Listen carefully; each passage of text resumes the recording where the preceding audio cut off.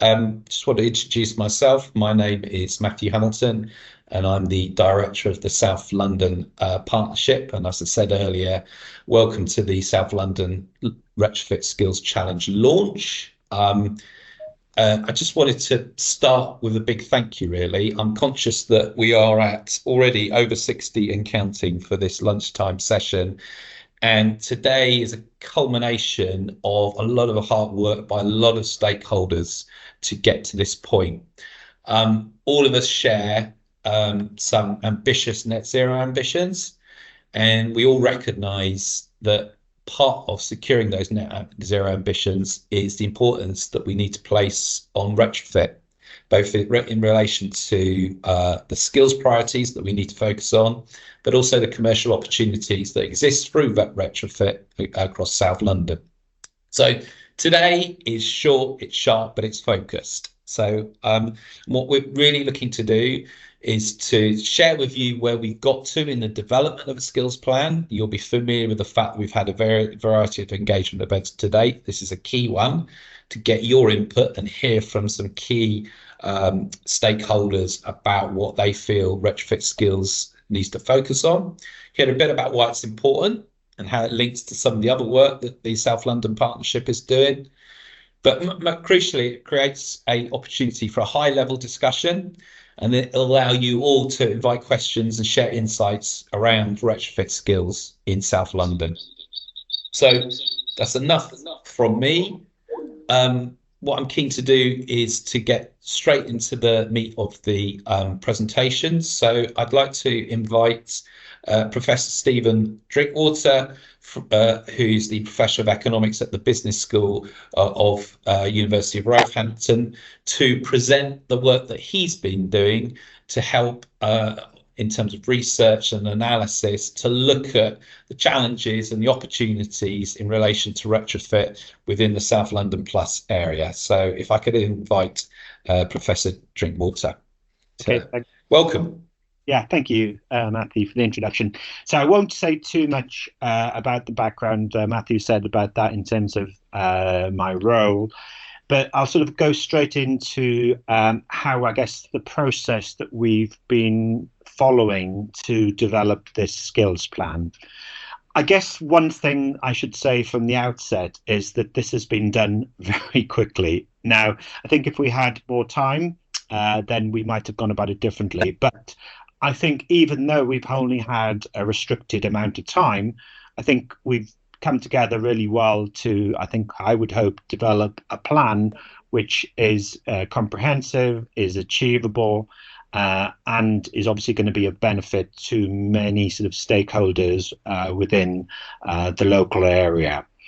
So again, just a little bit of background in terms of, I guess, where the plan has sort of arisen from and our involvement in that. Obviously, the University of Roehampton is, a close partner of the South, or close collaborator within the South London Partnership, and has worked on several projects with the South London Partnerships over the years, particularly in relation to green skills and the green economy. So in some ways, we already had good connections with various people in the South London Partnerships. So we were in a good place to support the work that they were aiming to do on developing the Skills Action Plan. Another thing to note is the University of Roehampton has recently received funding and is developing a sustainable engineering and technology centre, which is obviously closely related to buildings and in particularly in relation to retrofit. So within the University of Roehampton, I've worked closely with my colleague, Professor Stephen Pretlove, who is the director of the CTEC Centre, which is being established at the moment, to develop this plan in association with colleagues at the SLP, particularly Polly and Candice, in order to, as I said, develop a plan which we think is robust and is based on evidence. So I'm grateful particularly to Polly and to Candice and to Georgina in providing us with the information that we require in order to set out the case for the action plan, which appears at the end of the report. But in addition to all that information that we got internally, Stephen and I also conducted quite a wide-ranging review of the available literature, especially in relation to the UK, on retrofit. And we're focusing specifically on the skills required for retrofitting and the barriers in creating a workforce which is required in order to deliver on the targets that need to be hit in order to meet net zero, of which obviously retrofitting buildings is a very important one.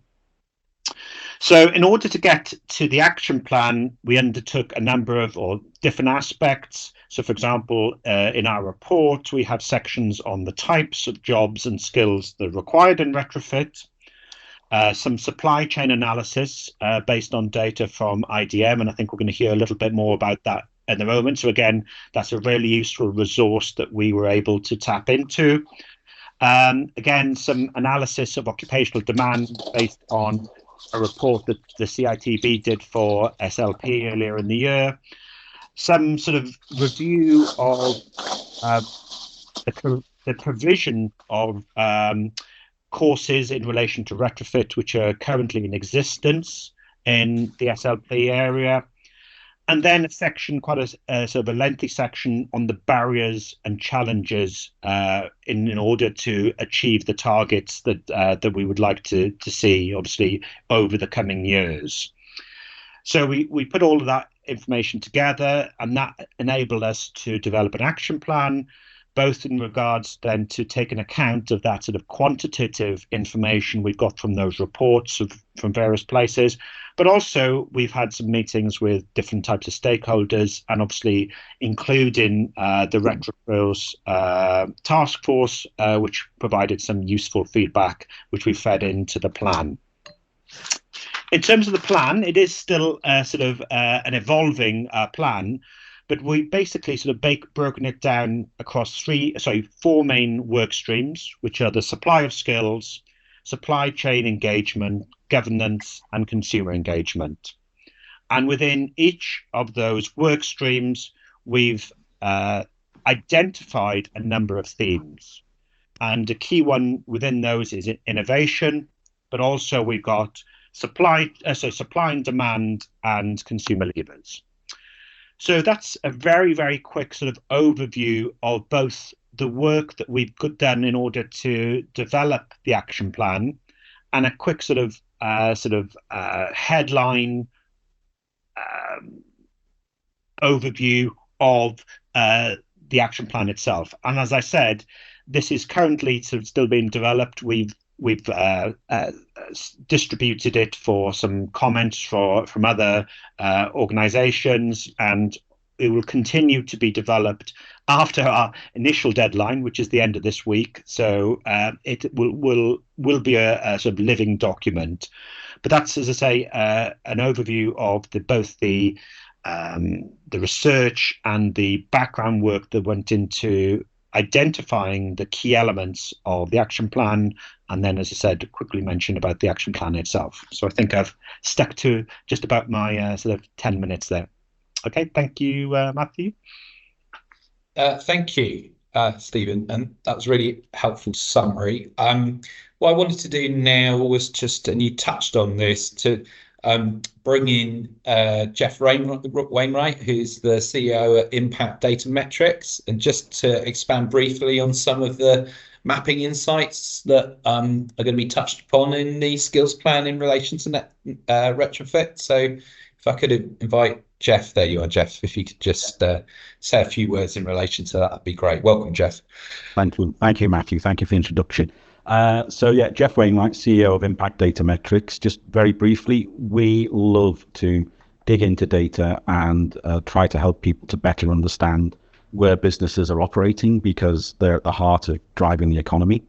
And back in December, we completed an analysis of the retrofit sector, if you like, across the 6 boroughs, which was an interesting piece of work and was very exciting.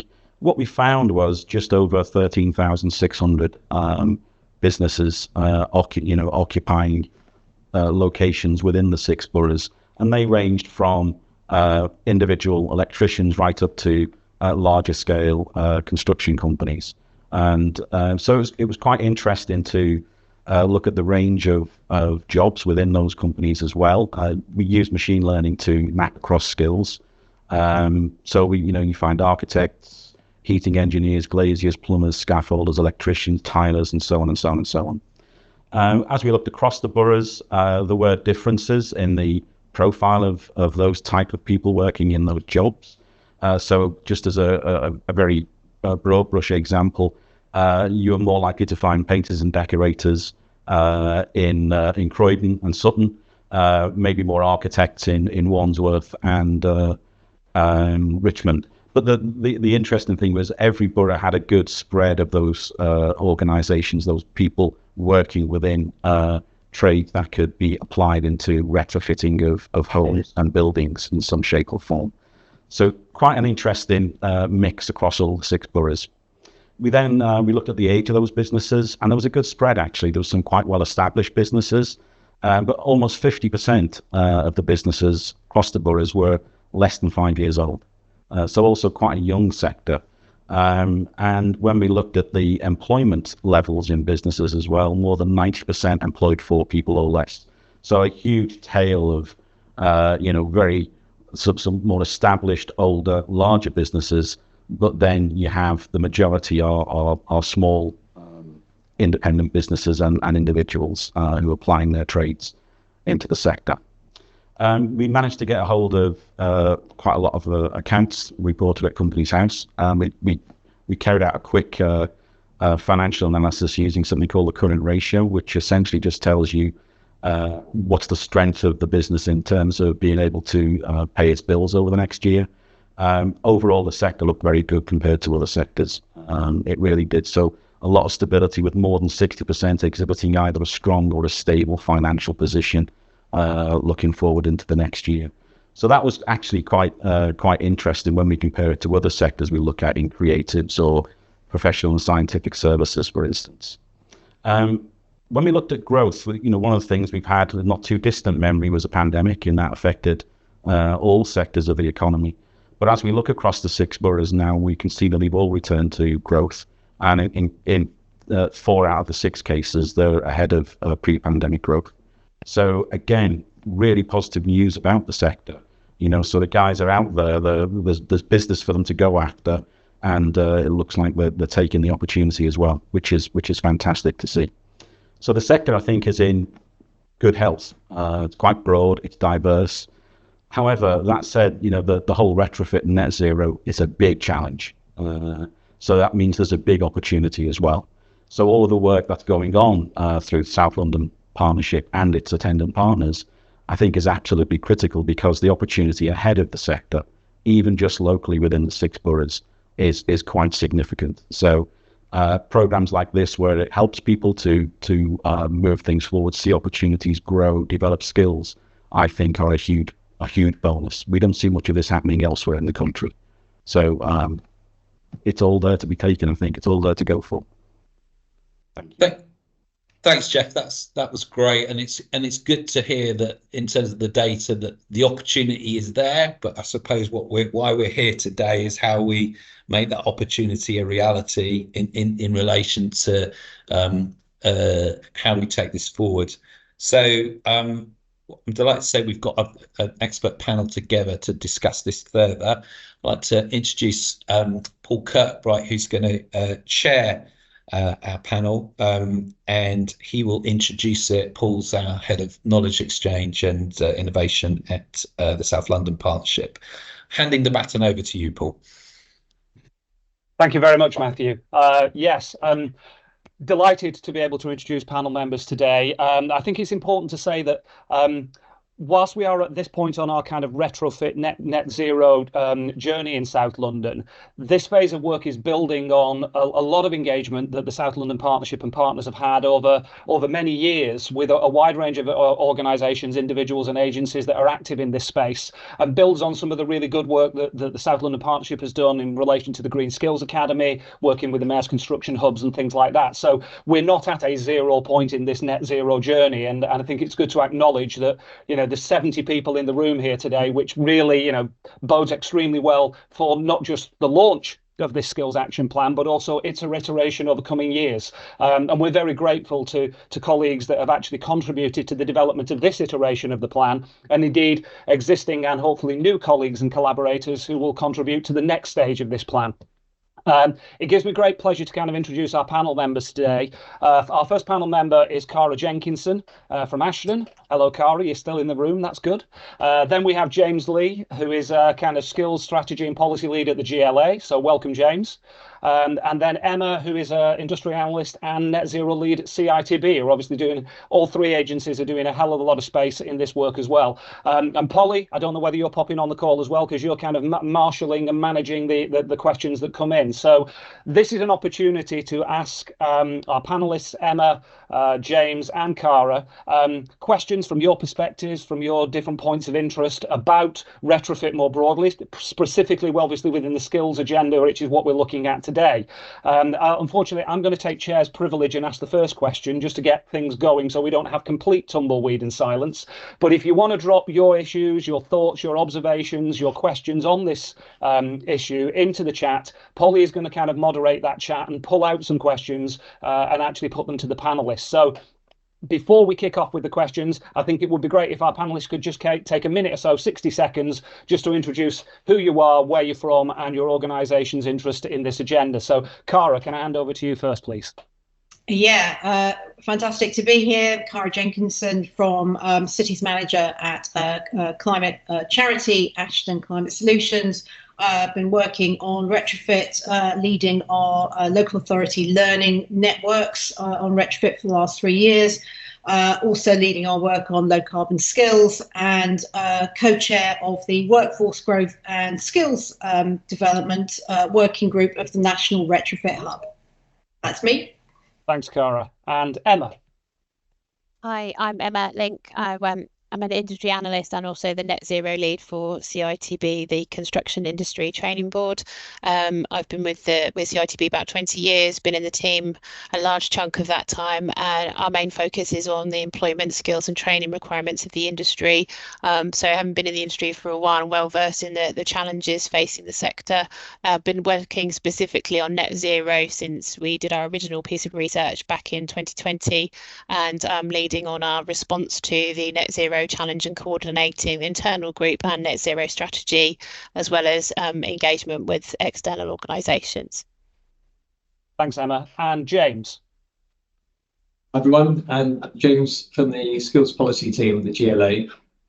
Our work is framed around the Mayor's skills roadmap that has employers and training providers and boroughs as key partnerships to shape that, and of course his net zero commitments. And the main sources are through the adult education budget, and then the Mayor's Skills Academy. We've heard that Polly leads in South London Partnership, and also the Mayor's Skills Bootcamps, and a new round of procurement for those is coming up shortly. Thank you. Great, thanks, James. And Polly, you're on the screen, so you might. I'm sure everybody in the room knows you already, but just for sake of formality. Hi everyone, and just gonna iterate again. Thanks everyone for joining us. We couldn't do this without our great partnership and support from youth organisations. My name is Polly Persichino. I am head of economy, skills and employment for the South London Partnership, and lead up the Green Skills Academy, and also leading on the Greater South East Net Zero Hub Retrofit Skills Challenge for South London. Phew, there we go. Thank you, Polly. Somebody in the private chat has just explained to me that colleagues that are in the room might find it better and a better viewing experience to go on the large gallery view. In your view, then you get all panelists on the screen at the same time rather than people popping up when they're talking. So if you want to go to large gallery on your view, it might be a little bit better. Okay, so first kick-off question, and perhaps Cara and Emma, I'll direct this one primarily to you, although James, do feel free to come in. From your perspective and the work that your organisations are doing, where do you believe the kind of gaps are in terms of skills development? And a subset of that being, what do you think are the kind of skills needed for the future that we need to start thinking about now to ensure we have the right curriculum and offers in place to have that workforce by the time we need it? Okay, perhaps you first. Yeah, kick off, Cara. Yeah. Thank you. So I think there's a range of gaps, which I think is creates opportunity for people with a range of different backgrounds. So there's the clear gap in terms of the trade skills. So that is insulation, particularly, but other trades as well. And I think South London Partnership did some analysis saying it could be between 1,000 and 3,000 installers that would be needed depending on how quickly retrofit takes place. But beyond the trades, there are also the professions. So that could be architects, could be retrofit advisors, building control officers, planning officers, conservation officers, all of those people that are going to need to know a lot about retrofit. And then I think what's come very clearly through our work on retrofit is the importance of that hand-holding residents through the process. It can be difficult, complicated, the whole process will go a lot smoother if there is hand-holding. So that advice at the start of the journey and as that retrofit is taking place. So yeah, a whole variety of different roles with different skills needed. Yeah, thanks for that, Cara. And I think that's really important and a very big reason as to why the South London Draft Action Plan actually has that consumer engagement theme, because not all communities engage with these dialogues and these narratives in the same way. And therefore, how we tailor messages and use different approaches and different levers to engage different communities, I think, is going to be critical. Emma.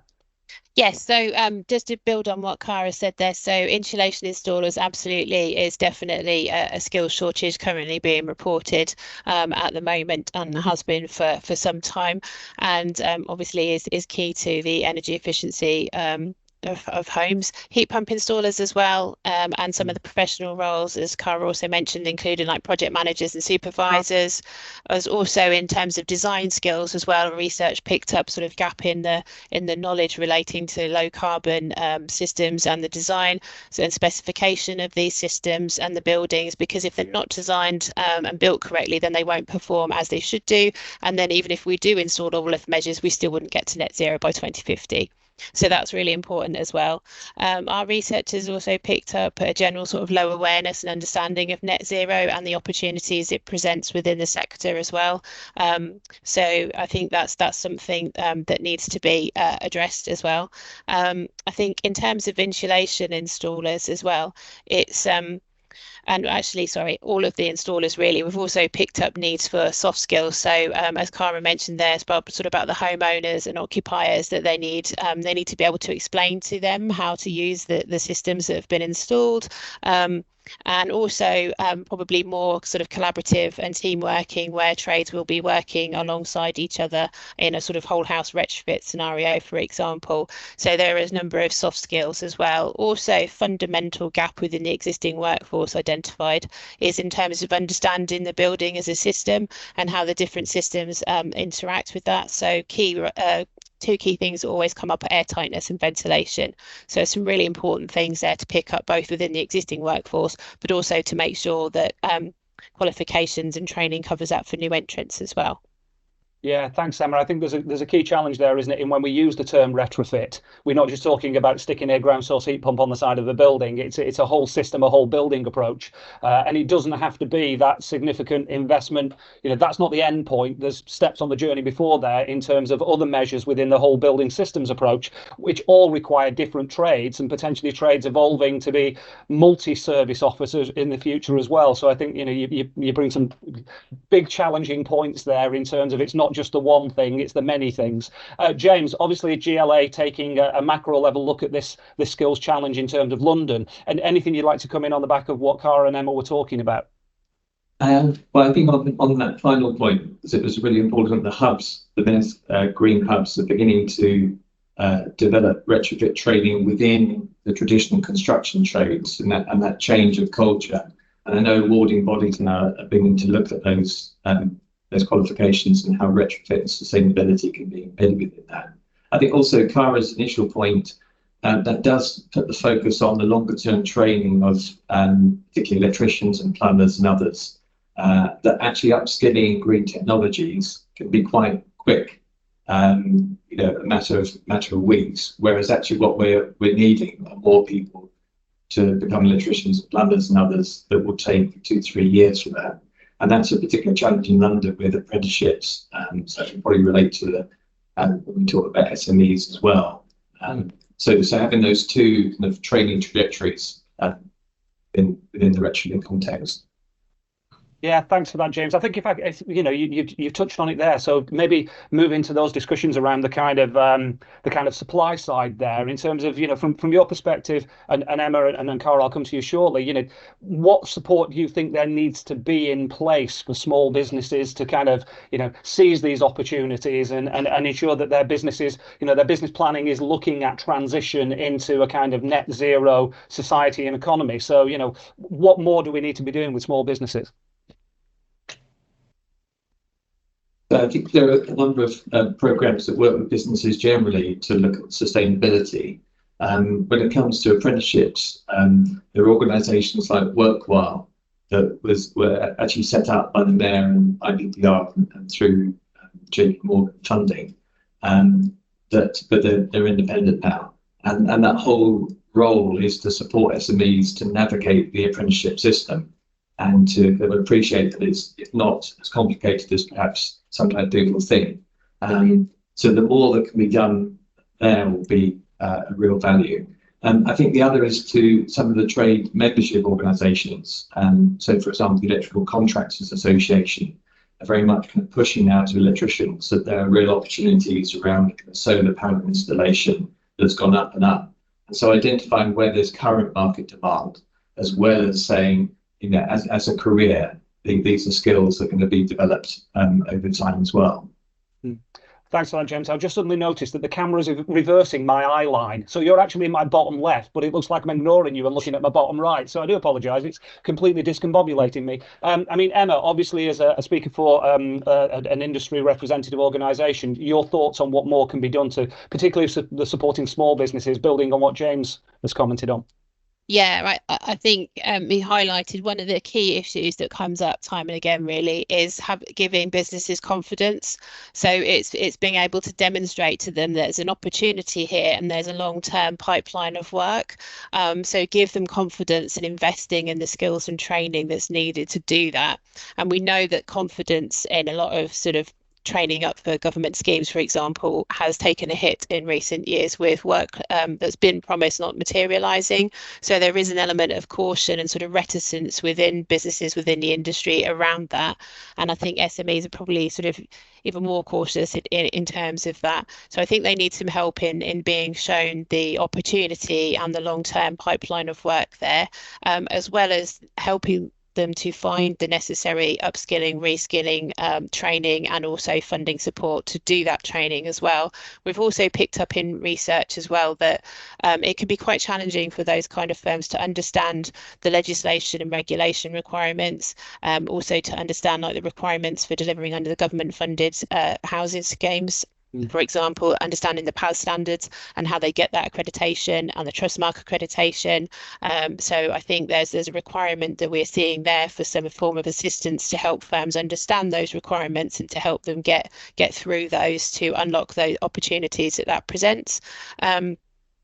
Also, and think as well, there's a role there for supply chain engagement. So larger firms, I know some of the major contractors are already working through their supply chain where they already have their own net zero strategy. So I think that's a key element for helping us to reach some of those firms that we perhaps traditionally don't get to necessarily sort of get to in terms of supporting. So there are alternatives way there. So I think, again, it's linking the funding and training as well to help them realise those opportunities.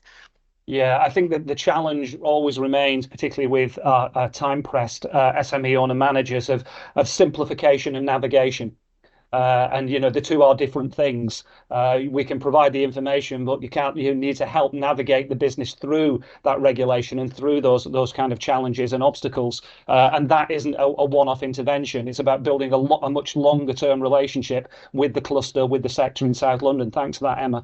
Cara, any additional thoughts on that kind of SME challenge perspective? Yeah, a couple of points. I think it's important to distinguish between the kind of the publicly procured market, so social housing, etc., and the kind of able to pay homeowner private market, because it are usually different types of SMEs servicing different markets.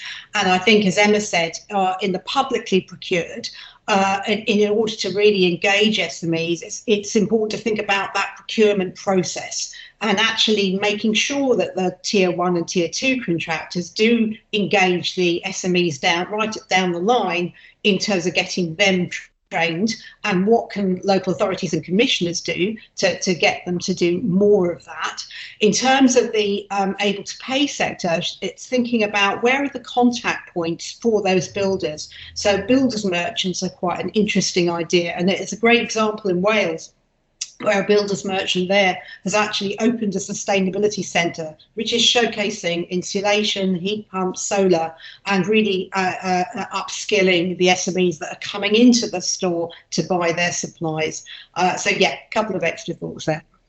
Yeah, and it's interesting, and we heard from Jeff from IDM earlier, but as part of their research mapping the supply chain, the retrofit supply chain in South London, they've identified builders merchants. So we know where they all are. We know in terms of, targeting messages, holding events, there's an epicenter of industry there that can be engaged. So, it's about getting smarter and more targeted and ensuring, it's not just us kind of pushing out information all the time, but we work through those intermediaries as well. Just before I bring Polly in to kind of review some of the questions that are in the chat, and it's because I think, James, and you've all touched on it slightly, and there was a question earlier in there from a participant on young people. Oxford University have published some research today that, the three phrases that young people are using most this year in reverse order are: number 3, coronation; number 2, war, slightly worrying; and then number 1, climate change. So, we're seeing greater numbers of younger people who are climate change savvy and are interested in undertaking sustainable, impactful, meaningful jobs linked to tackling climate change and ensuring a just and sustainable transition. So how do we make retrofit, which is probably one of the biggest climate change issues and challenges that we have, attractive to young people? And what more can we do? And I'll probably go in reverse order and start with Cara and then work back through Emma and James, if that's okay. Yeah, so I think it's going to start young. It's about going into schools and getting a variety of role models going into schools, and not just the typical kind of white male builder. So really local businesses engaging with schools, getting careers advisors up to speed on what the opportunities are. Mapping out the career pathways, showing them in a clear route. So what is the progression if you go into this sector? And frankly, showing some of the salaries, which are not too bad, because that's also something I think young people would be concerned about. How much are they going to earn? So making clear that there are some really good opportunities there. So a couple of thoughts from me. Yeah, thanks, Cara. Emma. Yes, so absolutely agree with all of those points, and definitely our research backs that up as well. And we know that career opportunities and career pathways within the sector are not well understood generally outside of the sector. So it's really important. I think the other thing to build on there is to make sure that we make it explicit the contribution that those roles can make to the environment to help with mitigating climate change, etc. And I think, again, that's not something that's really sort of coming through strongly. So I think it's a change in in the way that we sort of advertise jobs or talk about jobs, the careers information that we provide. I know CITB, we support taster events. There's Open Doors, which I think is a fantastic event that's been happening for a number of years now. We have Skill Build, which I visited myself earlier this year, and the young people there were amazing. And we definitely need to showcase that kind of work more. And obviously Go Construct as well, we have as an industry resource too. So I think it's a case of just really drawing those elements out and making them explicit. I think you raise a very good point about impact. How can we demonstrate to young people that are considering a multitude of career opportunities how moving into the retrofit industry actually will have, is meaningful and has impact? And that's all about building case studies, building examples, quantifying what the impact of the work will be and the contribution that they will make to the communities within which they reside. This isn't, kind of a mythical community in the Highlands of Scotland. This is actually South London. So, yeah, thanks for that, Emma. James. Yes, I think on the schools point, absolutely, and South London Partnership are one of the parts of the Mayor's Careers Programme, is the Careers Hub, and doing some great work in particularly getting businesses into schools. So it's the idea of young people meeting people who are already in jobs and hearing about how they got into them and what they do, and then of course shaping the curriculum more that goes on in schools. And then there may also be something around this kind of classic tension between the academic and the technical vocational routes, and how that perhaps as a country we're not best at managing that, but actually increasingly the technical routes are going to be ultra-high level and going to be increasingly valuable. Yeah, thanks for that, James. I think that's why working with university and college partners in South London has been so rewarding and enriching in this space, because we are trying to break down those barriers between HEFE, private training providers, and look at career pathways and routeways. And colleagues in the room, if you've not taken a look at it, or if you haven't encountered the work that the SLP has done on our Green Skills career tree, where you can actually plot careers through in a kind of interactive virtual environment, is really, really good. And I would also say, because undoubtedly some colleagues from the Careers Hub will be in the room, and if I don't say and do a shout out to them, which is to the industry, which is, if you're interested in getting involved in the Careers Hub work, going into schools, talking about careers, providing mentoringship and volunteering time to kind of build awareness of your sector, your trade, your industry, then please do engage with the Careers Hub. I'm sure somebody who's hiding in a darkened corner of this room will pop the link into the Careers Hub website. So do engage with those, because there are opportunities to get involved with your local schools, the schools that your kids go to, the schools that your families go to, in terms of making a meaningful and visible difference. So you'll be pleased to know, panelists, that's the end of the kind of fixed questions, and we're now going to go really risky here and freestyle it. And I'll hand over to Polly to kind of put some questions that have popped into the chat in the last 15 minutes. We're a bit off-piste. So over to you, Polly. Hi, thanks panel, and thanks for your response. And it's really good to get intel and insight from a national level and a London level, as well as a local level, because we work very closely within our teams, but it's great to get a wider perspective. I think before I kick off with questions to you, just wanting to say that actually today and all of our work wouldn't have been possible without the investment from Greater South East Net Zero Hub. And I think Genevieve, who's working with us, is on the call today. And I think because we had a vision that we wanted to improve the supply of skills and retrofit across South London, and we wanted to develop a plan, but they've really given us the opportunity to accelerate that, amplify the work that we've done, and get some really good information, intelligence gathering and data to be able to actually to deliver some practical outcomes, which I'll come onto it at the end. But we've got an opportunity to make some real difference. We have some funding, not a huge amount of funding. And so I think my questions are going to be framed, if I can keep up with the questions, in the space that of what's within our gift and or what we might be invited to change. So I think I'm going to start from a business perspective. So we've had a few questions in around business and the responsibility of government, and it's really, and so there's some of this tap into that supply and demand question. But actually, someone's asked what the speakers feel the role and responsibilities are of the government to achieve the retrofit outcomes. And I think specifically in terms of motivating our SME supply chain to engage with the retrofit agenda. So I don't know, over to, we start with Emma. Okay, thank you.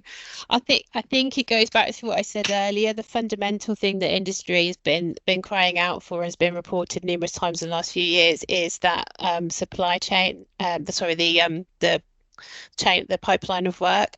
So being able to develop some kind of retrofit strategy and an associated skills plan to assist in the delivery of that, I think is something that the industry really needs in order to fully get behind this. I think is to be able to show that pipeline of work and give the industry confidence, and also training providers to give them confidence that there is the demand there for those skills. So for me, I think that's the most key thing that we could get from national government. Cara, do you want to come in? I saw you nodding. Yeah, sure. Yeah, no, totally agree with what Emma's just said. I think that, absolute importance of long-term certainty. I think specifically setting it with the government is providing some money for things like social housing through the Social Housing Decarbonisation Fund. Separately, they provide money for skills training. I think the government actually specifically setting skills targets in a line as they give that money out for the funded programs, so that those funded programs are then linked to jobs, linked to apprenticeships, linked to work experience, so that we know that those skills are being developed in local areas where those programs are being delivered. I think the other thing is a broader point about further education and investment in further education. And we know that there has been a massive reduction in investment there. And that undoubtedly results in staff shortages, inability to compete with salary expectations for this sector in terms of attracting lecturers. So times are stretched, I know that, but there really needs to be some investment in FE. Brilliant. Thank you, Karen. And I know when we speak to our FE colleagues, finding the staff and who are able to train future workforce is really challenging. So that investment piece is where is loudly spoken, and it's good to emphasise that. I wonder, James, we've had another question, and I think that you might be able to answer some of this from particularly a local level. So it's looking at good jobs within retrofit and how we can ensure that these jobs are not low paid and secure. What are the GLA doing to support that? And what should we be seeking through other national policy around good jobs? Yeah, so the mayor's very much taking the lead on good work generally, not just within retrofit or green. Looking at the good work standard, of which London living wage is minimum, and that's been part of all the skills programs he's commissioned. So all of the job outcomes coming through the green academy hubs are all good jobs, and the same with skills boot camps as well. Clearly, at a national level, that will set the policy confirmed in the sense that this is being done with the powers that the mayors have, and then encouraging business to sign up to the good work standard. And I very much agree with what Cara and Emma said, linking the national retrofit strategy investment with that kind of regional local skills piece as well, including apprenticeships.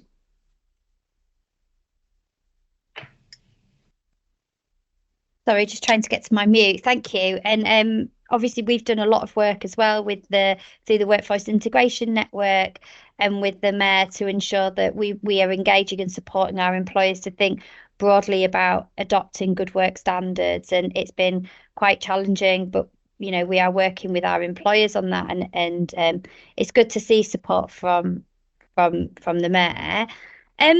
I think just coming on to further onto skills, we've had some chat really and a question asked about industry placements, and I think some of the intelligence that we've been gathering as we've been working with our employers is how important having industry knowledge and experience and understanding building fabrication, understanding the building, and that particularly retrofit is not an occupation that you can just walk into. You need some industry experience. And it was actually from one of our universities. And we understand that this is key. So having industry placements are really key to developing the future workforce. How can we support our educational institutions to access more experience in the workforce, and B, what could employers and our SME supply chain to be doing to support our future workforce with experiences of the world of work? Do you want to take that, Cara? Yeah, shall I take it? Yeah, so I mean, I would say the lever of procurement is again important here. So when if there is quite a lot of work being done through the government funded schemes, and really to take the opportunity of that of speaking to those contractors that are delivering that work and say, rather than having a generic social value clause, being very specific about what we want them to do. And we want them to offer work experience for X number of students in this type of project, and they will be monitored against it. So I think, using that lever of procurement to make sure that that does happen.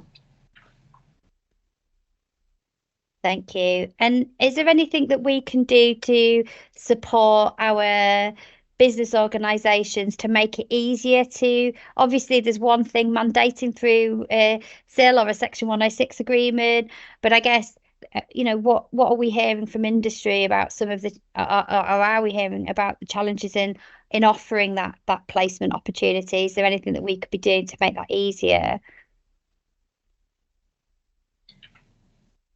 I don't know if Emma wants to take that. I think maybe it's a case of helping to sort of make some of those links between industry and training providers, and just trying to strengthen the links in the local area.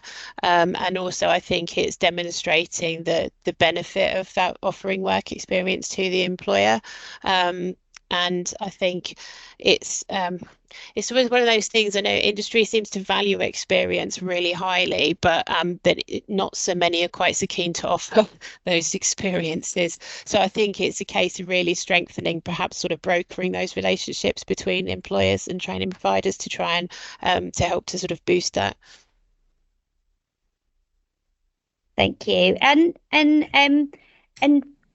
So in terms of, we have levers as a group of local authorities, particularly through Section 106 and procurement, and we have produced guides to support our employers. But I think that connecting of organisations and those willing is really key. And I think also, I know that myself has provided a little bit of pushback to the industry in terms of, we know that you need good experienced people, but we also need those opportunities. And I think across the sub-region, just with T levels, which is kind of the new technical level qualifications, we require 300 placements across construction and engineering at a minimum over this academic year.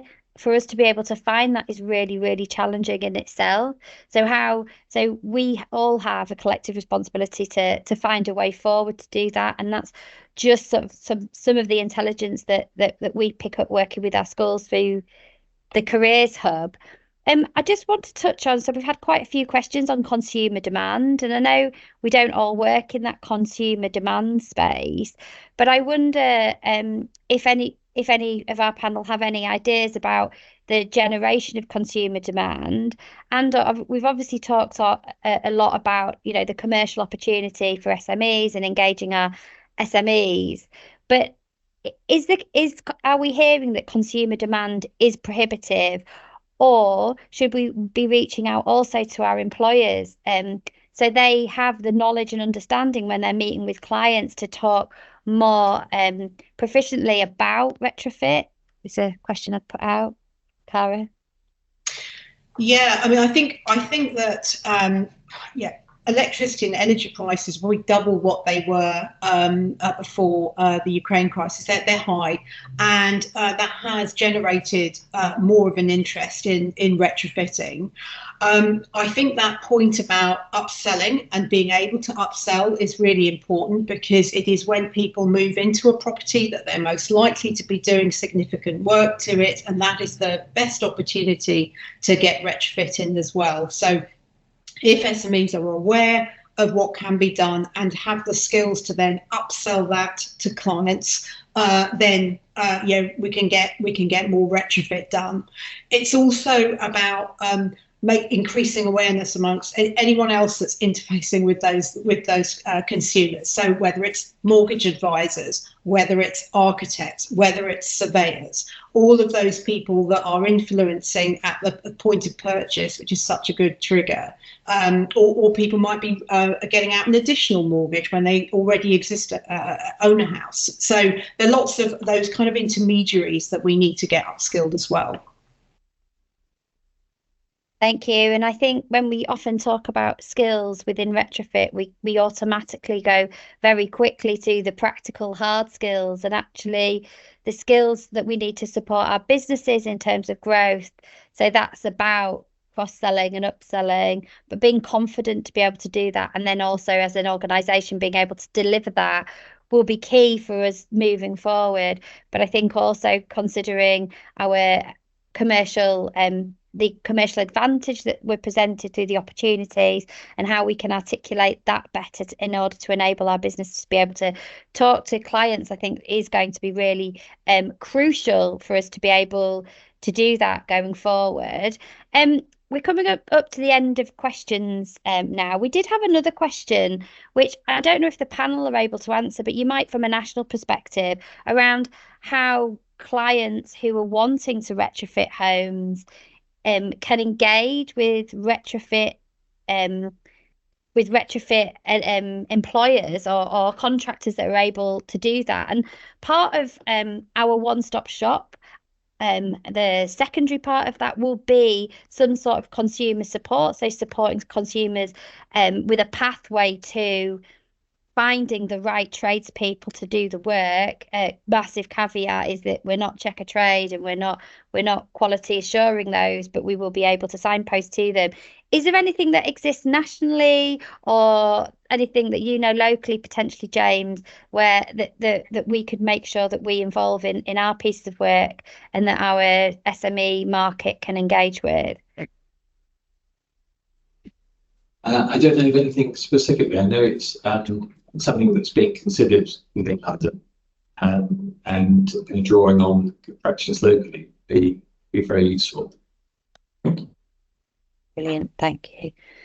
I don't know if Cara wanted to come in. I don't know if any of our panel have any closing remarks or anything that they really any burning things they'd like to get off their chest. But I think from my perspective, it's just a massive thank you to everyone that took time today, to Emma, to James, to Cara, and to the people asking questions. I think from our perspective, there's from an SLP perspective, and being able to feed into this retrofit skills plan, what is very clear is there is a demand for skills and new skills, and people are struggling to find people with the right skills.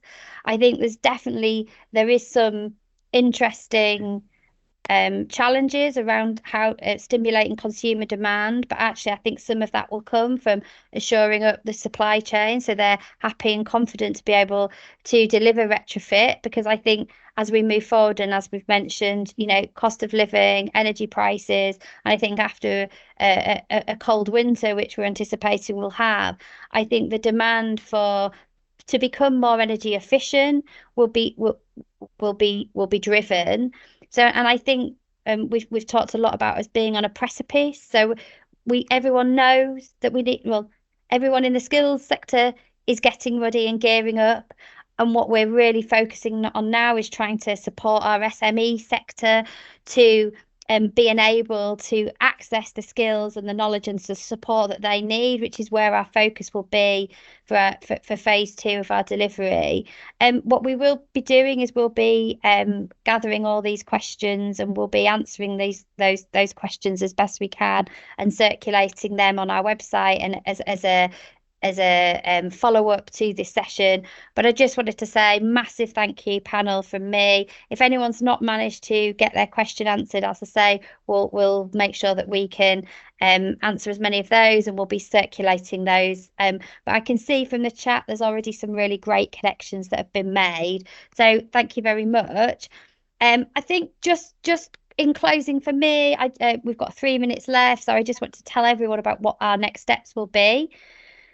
So our actual next step is to get our action plan to Greater South East Net Zero Hub by the end of the week. And that will be our narrative evidence base and a action plan with several actions around those 4 work streams. We will then be launching our website of resources for SMEs and our communication campaign next week. So that we'll be contacting everyone to let everyone know when that goes live. Obviously, we'll be testing that as we go over the next month to create a one-stop shop to support our SMEs to access information about skills and employment training. And as I say, secondary iterations hopefully will include where consumers can access support, advice and trades. And then the kind of third piece of work that we'll be focusing on is the governance piece, the task force, and actually delivering on the actions as and when our action plan has been signed off by Greater South East Net Zero Hub. So there are sort of 3 areas of action at the moment. We will keep everyone, particularly people that engaged, informed. We will share our website, which will have news and events. We'll be running several events over the next few months that will include procurement supply chain, so how SMEs can enter into public sector contracts and support to gain public sector contracts, particularly relating to net zero construction and making sure you've got the right credentials. We'll be running an event with CITB and with the Federation of Master Builders, which will include micro credentials, so the delivery of micro credentials for the opportunity to then progress on to further skills development. So we'll be doing that over the first quarter of next financial year. And as I say, we'll be running our task force to help shape some further retrofit skills pilots, particularly around insulation and around more robustly retrofit, amongst other things. But we will keep everyone informed, and particularly everyone that's been here today. So I just want to say in closing, massive thank you. Thank you for your time. It's been a whirlwind whistle-stop tour of retrofitting in South London, but we look forward to working with you all in the future. And thanks again. Thanks, everyone.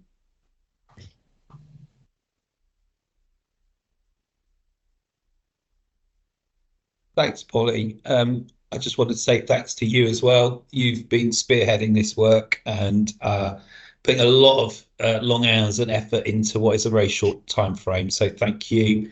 I think the energy that's been generated through today, we need to capitalise on. So when we say next steps, we will very much be coming back to you, probably with similar sorts of events like this one, just to make sure that the action plan is an evolving one. Because it's not just what we send at the end of this week is a snapshot of where it needs to be, but it's important that it can evolve as well. So thanks to Polly, thanks to everyone else. Thank you for sharing your lunch hour with us, and we'll be in touch very shortly. Thank you.